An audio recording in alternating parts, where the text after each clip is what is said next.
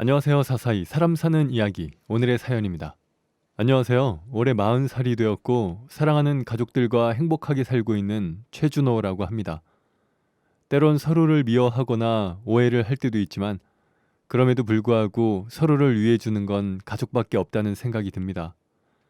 저는 어릴 때 엄마가 일찍 돌아가셨어요. 그리고 20대에는 누나와 아버지도 하늘나라로 가셨죠. 그래서 저는 젊은 나이부터 혼자였습니다. 그래도 열심히 살아보려고 노력하던 시절 우연히 가족 때문에 힘들어하던 한 사람을 만났고 혹시라도 저처럼 가족이 다 떠나버리고 후회할까 싶어 옆에서 도와주었는데요. 오늘은 그 이야기를 여러분들께 들려드리고자 합니다. 저녁 후 누나와 아버지를 차례로 보내고 난 후 정신을 차려보니 어느덧 28살이었어요. 다니던 직장은 집안이 시끄러워지면서 그만두게 되었죠. 다시 취업을 하려고 하니 마음대로 잘 되지 않아서 우선 아르바이트라도 시작하려는 생각에 여기저기 알아보았습니다. 그러다가 조금 외진 곳에 있는 고깃집을 발견했어요. 대부분 사람들이 드라이브로 다니는 곳이었죠. 상대적으로 교통편이 좋지 않다 보니 다른 곳들보다 시급이 좀 더 높았고 저는 그곳에 면접을 보러 갔습니다. 그리고 그곳에서 불을 피우는 직원으로 일을 하게 되었죠. 식당은 홀 직원도 몇 명 있고 숙소도 있는 나름 큰 곳이었어요. 저는 버스를 타고 걸어서 출퇴근을 했는데 사장님은 처음부터 저에게 직원들 숙소에는 얼씬도 하지 말라고 하며 직원들끼리 친해질 생각하지 말고 일만 열심히 하라고 하셨죠. 친절하던 면접대와 사뭇 다른 어조로 말씀하시길래 첫날에는 사장님이 기분이 안 좋은 일이 있으셨나 싶었는데 알고 보니 그게 사장님의 본 모습이더라고요. 얼마간 일을 해보니 사장님의 인성을 금세 파악할 수 있었습니다. 직원들에게 욕은 기본이고 주방에서 일하던 직원이 화상을 당해도 엄살 부리지 말고 일이나 하라고 하면서 소리를 질러대곤 했죠. 그런데 사장의 만행에 당하는 직원들이 기분 나빠하기는커녕 그러려니 하는 분위기였어요. 게다가 사장의 태도는 손님이라고 별반 달라지진 않더라고요. 비싼 고기 시키는 손님 앞에서는 살살거리면서 식사 메뉴를 주문한 손님이 반찬 리필해달라고 하면 툴툴거리면서 안 해주려고 하기 일쑤였죠. 솔직히 이런 가게가 안 망하고 계속 유지되고 있는 게 신기하더라고요. 이곳은 고기와 식사를 함께 취급하는 식당이었는데 사장은 식사 메뉴 위주 손님들이 많은 날에는 불 피울 일이 없는 저를 보며 한숨 쉬곤 했어요. 자꾸 그러니 눈치가 보여서 홀이라도 도와주려고 나오면 그것도 싫은지 뒷마당 청소나 하라며 퉁박을 주곤 했습니다. 그런데 더 이상했던 점은 직원들 분위기였죠. 직원끼리 친하게 지내고 싶은 마음에 말을 걸어보아도 네, 아니오시게 단답형으로만 대답하더군요. 심지어 몇 명을 빼고는 사람들끼리 친해 보이지도 않았습니다. 말을 붙여도 무시당하기를 몇 번. 결국 홀 여사님 한 분이 슬쩍 저에게 귀뜸해 주셨죠. 직원들끼리 수다 떨고 그러면 사장이 난리를 쳐서 다들 피하는 거야. 총각 싫어서 그러는 거 아니니까 상처는 받지 말고. 정말요? 여기서 조금 일해봐서 알잖아. 사장 성격 뭐 같은 거. 우리야 좀 나이가 있어서 그러거나 말거나 무시하는데 다른 사람들은 사장한테 찍히면 말도 안 되는 트집을 잡아 시급을 깎는 통에 아니 말도 못하고 죽어라 일만 해. 부당하게 시급을 깎이면 신고하면 되지 않아요? 여기 숙소에서 지내는 사람들은 그렇게도 못하지. 신고하면 나가야 하는데 그럼 당장 갈 데가 없잖아. 그 이야기를 들으니 어느 정도 상황을 알겠더군요. 또한 사람들끼리 왜 그리도 대면대면하게 구는지 알 것 같았어요. 온전히 돈을 벌려면 사장 눈밖에 나지 않아야 하는 것이었죠. 저 역시 돈이 필요했던 상황이었기 때문에 그날 이후로 그냥 숨죽여 지내기로 했습니다.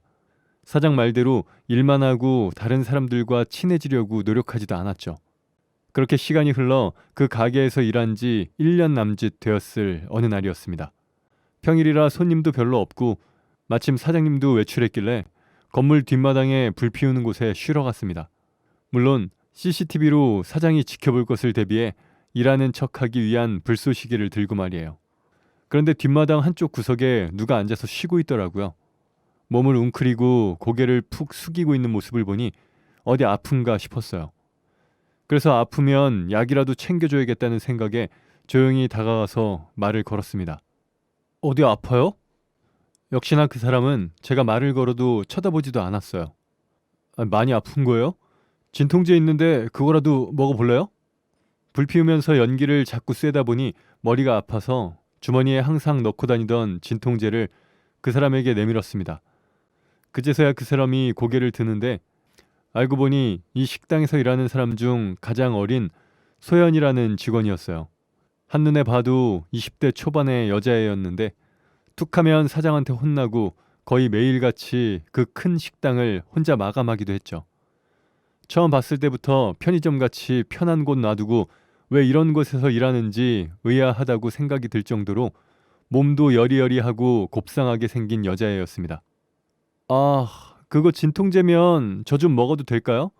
지금 생리통 때문에 배가 너무 아파서요. 소연이는 힘없는 목소리로 저에게 약을 먹어도 되냐고 물어보았고 저는 물을 가져와서 소연이에게 약과 함께 내밀었습니다. 그런데 갑자기 약을 다 먹은 소연 씨가 빈 물잔을 건네받은 제 팔목을 자기 쪽으로 세게 잡아당겼습니다. 이쪽으로 와요. 제 옆에 바짝 붙으세요. 왜요? 순간 당황스러워서 얼굴을 붉히면서 소연이에게 물었죠. 여기가 CCTV 사각지대예요. 여기 있으면 사장님이 몰라요. 예상하지 못한 소연이의 대답에서 소연이가 사장을 상당히 무서워하는 걸 느낄 수 있었어요.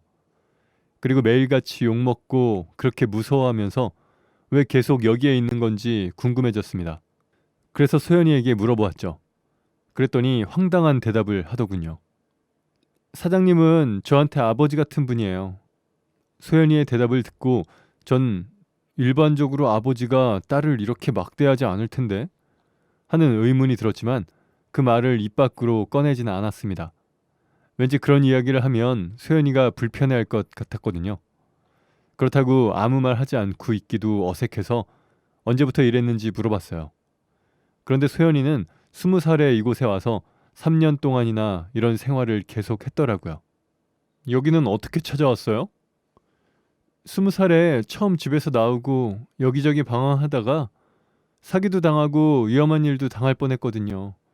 그래서 좀 안정적인 일자리를 찾다가 우연히 이 가게를 알게 되었어요. 면접을 보러 처음 이 식당을 찾아왔을 때 사장님 착하고 인상도 너무 좋으셔서 이곳에서 오래 일하고 있죠. 소연이가 사장이 좋은 사람인 것처럼 이야기하는데 의아한 생각이 들더군요. 그래서 저는 사장이 사람들에게 너무하지 않냐는 식으로 이야기를 했습니다. 그래도 직원들끼리 말도 못하게 하고 잘못하면 월급도 막 깎잖아요. 툭하면 소리도 지르고. 무섭기는 한데 아빠는 원래 좀 무서운 거 아닌가요? 무서운 거 빼고는 다 좋아요. 집도 있고 혼자 있게 하지는 않고 돈도 주고요. 사장님이 저한테는 아빠예요. 일은 힘들지만 숙소도 제공해주고 진짜 부모처럼 대해주시잖아요. 저는 소연이의 그것만 빼고는 다 좋다는 말에서 심상치 않은 기운을 느꼈습니다. 그것만 빼고 다 좋은 게 아니고 그것 때문에 나쁜 거라는 생각은 안 해요? 딸이 어떻게 아빠를 나쁘다고 생각해요? 소연이는 이미 사장을 자신의 가족이라고 받아들이고 있더라고요. 지금의 부당한 대우에도 이곳을 벗어나려고 하지 않는 것 같았어요. 그래서 좀 더 깊이 소연이와 이야기를 하려고 하는데 앞마당에 사장차가 들어왔고 저희의 대화는 거기에서 끊겼습니다. 저희는 다시 일을 하러 각자의 위치로 돌아갔어요. 그런데 저는 그날 퇴근을 하고 나서도 그것만 빼고는 다 좋다는 말이 자꾸만 머릿속을 맴돌았습니다. 그것만 빼고 다 좋다는 것은 맞으면서도 헤어지지 못하는 사람에게서 많이 들었던 말이거든요. 마치 데이트 폭력을 당하면서도 헤어지지 못하는 사람들 말이에요. 사실 제가 그 말이 굉장히 무서운 것이라 느끼게 된 것은 바로 누나 때문입니다. 매형과 힘들게 살다가 이혼 후 세상을 떠난 누나가 이혼하기 전에 그런 말을 자주 했거든요. 손버름 말고는 정말 좋은 사람이다. 전 그 짧은 대화에서 소연이가 위태로운 상태라는 걸 알 수 있었어요. 그리고 누나와 오버랩이 되어서 그런지 소연이를 보호해야겠다는 생각이 들었습니다. 소연이를 어떻게 보호할 수 있을지 이런저런 방법을 생각해 보던 중 당연히 소연이에게도 원래 친부모님이 있을 것이라는 생각이 들었어요. 무슨 사연인지는 모르지만 소연이가 이곳에 오게 된 계기가 있으리라 생각하고 기회를 봐서 소연이 부모님 이야기를 물어봐야겠다고 마음먹었습니다. 아마 소연이 부모님이 자기 자식이 이런 곳에서 이런 대우를 받으면서 살고 있다는 걸 알면 와서 도와주실 것 같았거든요. 제 상식에 부모는 자식을 포기하지 않으니까요. 그 결심을 하고 열흘 정도가 흘러 사장이 외출한 사이 그때 그 자리로 가보았습니다. 역시나 소연이가 그곳에서 혼자 앉아서 쉬고 있더라고요. 전 자연스럽게 그 옆으로 가서 말을 걸었습니다. 그리고 불편하지 않게 이런저런 이야기를 하다가 부모님에 대해서 물어보았죠. 그런데 소연이에게 아주 뜻밖의 대답을 들었습니다. 전 제 부모님이 정말 너무 싫어요. 이야기를 들어보니 소연이는 원래 지방의 한적한 동네에서 살았더라고요. 부모님은 그곳에서 오랫동안 식당을 운영하셨대요. 식당 바로 옆에 집이 있었는데 부모님은 소연이를 옴짝달싹 못하게 했다고 했습니다. 눈에 안 보이거나 연락이 안 되면 난리가 났었다고 했어요. 평생 부모님이 하는 식당에 있거나 아니면 집에 있어야만 했기에 너무 답답했다고 말하더군요. 심지어 밖에 나갔을 때 연락이 조금이라도 되지 않으면 한동안은 못 나가게 집에 가둬두셨대요. 제가 듣기에도 그녀가 조금 힘들었을 것 같았어요. 하지만 부모님은 식당 일이 바쁘셔서 살뜰하게 챙겨주시지도 못했고 그녀는 친구도 하나 없이 항상 혼자 시간을 보내곤 했다고 했습니다. 그리고 그 외로움과 답답함을 이기지 못하고 결국 20살이 되자마자 가출을 한 것이라고 말해주었어요. 아니, 그 정도로 과보하시는 부모님이라면 딸이 없어진 거 아시고 엄청 찾아다니셨을 텐데 연락은 없었어요? 휴대폰도 없애고 사장님한테 잘 말해서 지금 사장님 이름으로 휴대폰을 쓰고 있어서 저한테 따로 연락이 오지는 않아요. 게다가 동네에 친구도 없으니까 제가 연락하지 않는 이상 부모님은 제가 어디에 있는지 모를 거예요. 그리고 저는 집보다 여기가 좋아요. 적어도 쉬는 날에 제 마음대로 밖에 나갈 수 있잖아요. 저는 소연이의 말을 듣고 그녀가 정상적인 사고를 하지 못하고 있다 판단했습니다. 사실 이런 경우 제가 설득해서 집으로 돌려보낸다는 건 거의 불가능에 가까워 보였어요.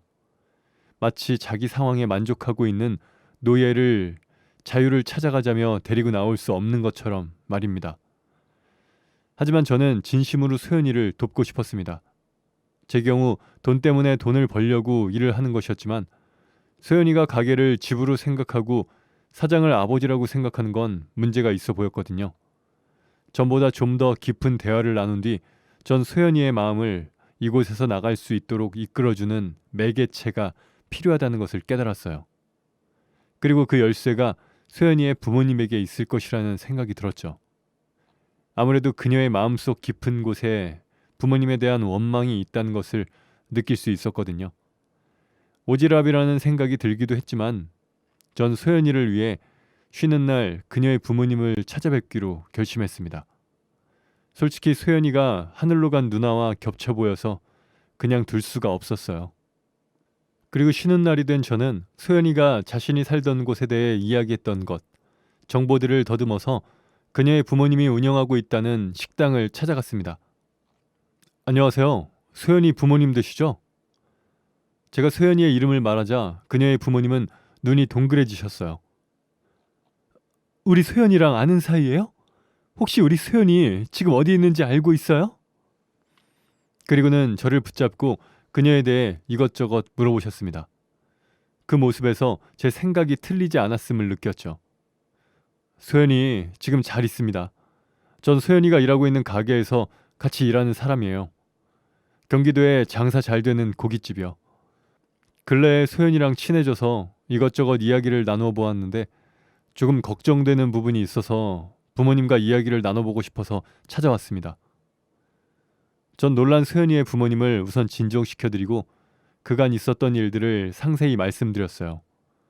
제 이야기를 다 들으신 그녀의 아버지는 계속 한숨을 쉬셨고 어머니는 펑펑 우셨습니다. 그리고 한참 후 아버지께서 소연이와 자신들 사이가 틀어진 이유에 대해서 말씀해 주셨어요. 알고 보니 그 속에도 사연이 있었더라고요. 부모님이 그녀를 밖에 못 나가게 한 이유는 소연이가 어릴 적 없어진 적이 있었기 때문이었습니다. 그래서 그녀의 부모님은 모든 것을 내려놓고 3년 동안 딸만 찾아다니다가 다른 도시의 보육원에서 아주 힘들게 그녀를 찾았다고 했어요. 하지만 힘들게 부모님과 재회한 소연이는 충격으로 많은 부분을 기억하지 못했기 때문에 무슨 일이 있었던 건지조차 확인할 수가 없었대요. 어떤 일을 겪었는지 알아보기 위해 몇 번 시도를 해봤지만 트라우마가 남았는지 그럴 때마다 발작을 하면서 힘들어했다고 했습니다. 결국 경찰 수사는 포기했고 딸 앞에서는 실종되었었다는 그 말조차 꺼내지 못하게 되었다 하더군요. 이후 부모님은 똑같은 일이 벌어질까 무서워서 딸을 어디 나가지도 못하게 했던 거였습니다. 모든 사실을 알게 된 저는 소연이가 아직 부모님에 대한 적대감과 원망이 크다고 말을 했어요. 그러니 소연이가 부모님에게 마음을 열기 전까지는 제가 그녀의 소식을 전해주겠다고 하고 제 연락처를 드리고 왔죠. 그렇게 그녀의 부모님을 뵙고 온 뒤부터 저는 소연이가 어떻게 하면 부모님을 만나게 할 수 있을지 매일같이 머리를 쥐어짜면서 고민했어요. 하지만 달리 좋은 방법이 떠오르지 않더군요. 결국 저는 소연이에게 제 이야기를 해주면 어떨까 하는 생각이 들었습니다. 사실 저도 누나가 그렇게 세상을 떠나고 난 뒤 아버지를 많이 원망했고 돌아가실 때까지 거의 찾아뵙지 않았었거든요. 누나가 그 지경이 될 때까지 아버지가 아무것도 하지 않은 줄 알았으니까요. 그런데 나중에 아버지가 돌아가시고 유품을 정리하다가 모아둔 서류를 발견하고 저는 제 행동을 많이 후회했습니다. 알고 보니 아버지는 누나를 위해서 소송을 준비하고 계셨더라고요. 아버지의 서랍장에는 누나의 힘든 결혼 생활에 대한 증거 자료와 경찰 신고도 여러 번 하셨던 모든 기록이 있었습니다. 두꺼운 책 한 권 정도 분량은 좋게 되어 보였어요. 아버지는 누나를 지키기 위해서 노력했지만 꾸역꾸역 그 새끼와 살았던 것은 누나였습니다.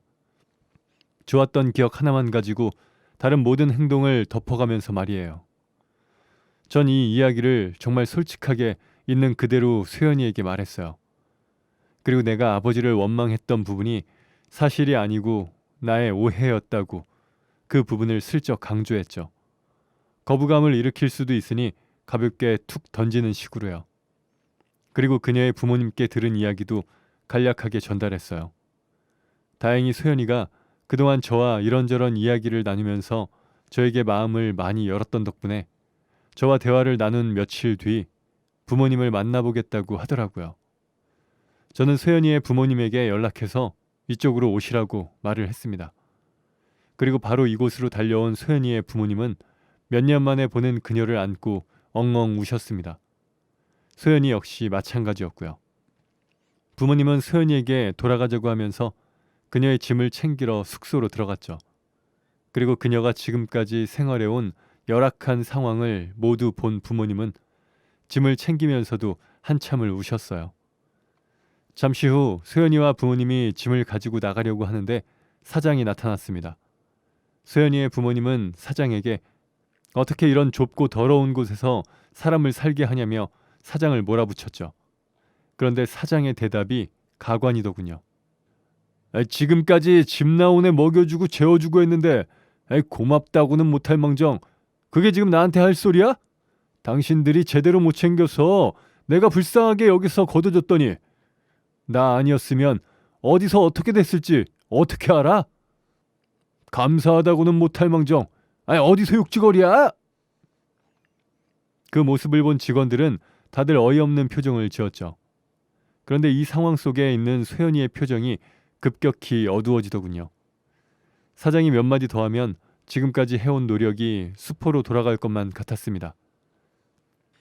우선 소연이 데리고 가세요. 여기서 일하면서 있었던 문제들은 나중에 처리하시고요. 저는 사장과 싸우려는 소연이 부모님을 달랬고 한참 흥분했던 아버님은 간신히 사장의 말을 무시하고 소연이의 손을 꼭 쥐고서 집으로 돌아가셨습니다. 그렇게 소연이가 부모님을 따라가고 얼마의 시간이 흐른 뒤 소연이의 부모님에게서 전화가 걸려왔습니다. 아유, 준호 씨 미안해요. 진작에 집에 초대해서 식사라도 대접하고 싶었는데 소연이 돌보느라 정신이 없었지 뭐예요. 어머니는 저에게 감사 인사를 하고 싶다면서 소연이네 가게로 저를 초대하셨습니다. 그곳에서 오랜만에 만난 소연이는 예전보다 훨씬 밝아져 있는 모습이었어요. 고된 일도 안 하고 부모님이 차려주는 맛있는 음식도 잘 먹어서 그런지 예전보다 살도 통통하게 올라 있었죠. 함께 식사하면서 소연이의 부모님은 그동안 있었던 이야기를 해주셨어요. 가족이 다시 모인 후 예전에 덮어두었던 일들에 대해서 솔직하게 이야기를 나누었대요. 그리고 지금은 온 가족이 같이 심리 치료를 받고 있다고 했어요. 예전에는 기억을 잃었던 그녀에게만 문제가 있다고 생각했는데 이제 와서 생각해보니 그때 실종 사건이 온 가족들의 상처였던 것이었고 그 문제를 같이 치료하는 게 맞는 것 같다고 하더라고요. 그리고 그날 소연이는 저에게 아주 중요한 말을 했습니다. 오빠, 그런데 가족들이랑 치료를 받다 보니 하나 깨달은 게 있어요. 그 사장이 좋은 사람이 아니었다는 거요. 지금 생각해보면 숙소만 해줬지 다른 건 아무것도 해준 게 없는데 난 왜 그 사람을 아빠 같은 사람이라고 생각했을까요? 소연이가 이렇게까지 정신을 차린 이상 이제 마지막 처리만 하면 모든 게 깔끔히 정리될 것 같았습니다.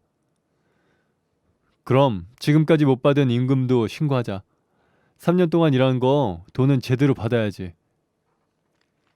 그날 이후 저는 식당에서 일을 하면서 사장이 직원들에게 잘못하는 행동들을 음성 녹음도 하고 반찬을 재사용하는 등의 불법 행위도 동영상으로 찍었습니다. 사실 그 전에 사장이 소연이에게 부당한 지시를 하는 것과 시급 계산을 마음대로 하는 것을 찍어둔 적은 있는데 좀 더 확실한 증거들을 모은 것이죠. 그리고 몇 개월 뒤 저는 식당을 그만두고 소연이와 함께 사장을 신고했습니다. 사장과 함께 대지를 하기도 했는데 그때 그 영상들이 큰 도움이 되더군요. 사장은 당연히 자신의 잘못을 발뺌했으니까요. 또한 제가 사장을 신고했다는 사실을 안 몇몇 직원들이 저에게 연락을 해서 자신이 못 받은 월급도 받을 수 있게 도와달라고 했어요. 물론 그 사람들에게도 제가 찍은 영상을 보내주고 저희가 처리하는 과정을 상세히 공유해 줬습니다. 결국 사장은 저와 소연이 말고도 여러 건의 신고가 줄줄이 들어왔고 끊임없이 계속되는 송사에 휘말리게 되었죠. 게다가 몇 번을 위생 관련 시정 명령까지 받다가 결국 영업정지를 당하고 끝내 식당을 폐업하게 되었습니다. 짧지 않은 기간이었지만 결국 복수를 하기는 한 것 같아 후련하더군요. 그 소식을 알게 된 날 그녀의 가족과 저는 축배를 들었습니다. 그 모든 일이 있은 지도 10년이 흘렀네요. 처음 만났을 때 22살이었던 그녀는 이제 33살 아이 엄마가 되었고 제 아내가 되었습니다. 지금 아내는 저에게 매일같이 잔소리해요. 그 내용을 들어보면 지금은 그 누구보다 정상적인 사고방식으로 합리적인 판단을 하고 있는 것 같아서 가끔은 듣기 좋을 때도 있습니다. 가족이란 건 어느 순간에는 정말 귀찮게 느껴지기도 했지만 한 살 한 살 나이를 먹을수록 느끼는 건 역시 가족만큼 나를 생각해주는 사람은 어디에도 없다는 것입니다. 오늘 사랑하는 가족들에게 고맙다고 사랑한다고 말해보시면 어떨까요? 지금까지 제 이야기 들어주셔서 감사합니다. 네, 오늘 사연은 여기까지입니다. 사람 사는 이야기 채널 구독과 좋아요, 알람 설정 부탁드립니다. 감사합니다.